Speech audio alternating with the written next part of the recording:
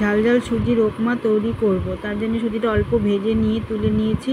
তেল দিয়ে দারচিনি এলাচ দিয়ে সর্ষে দিয়ে আদা কুচি, পেঁয়াজ কুচি, টমেটো কুচি আর কারি পাতা দিয়ে লঙ্কা কুচি, লবণ দিয়ে একটু হলুদ দিয়েছি, বাদাম দিয়ে ঢেলে ভালোভাবে নেড়ে নিয়ে সুজিটা উপর দিয়ে ঢেলে দিয়ে নাড়িয়ে তারপর অল্প জল দিয়েছি, সামান্য একটু জল দিতে হবে, নাহলে ঝুরঝুরে হবে না। অল্প জলে নাড়িয়ে ভালো করে ঝুরঝুরি হয়ে গেছে, তো চানাচুর ঢেলে দিয়েছি।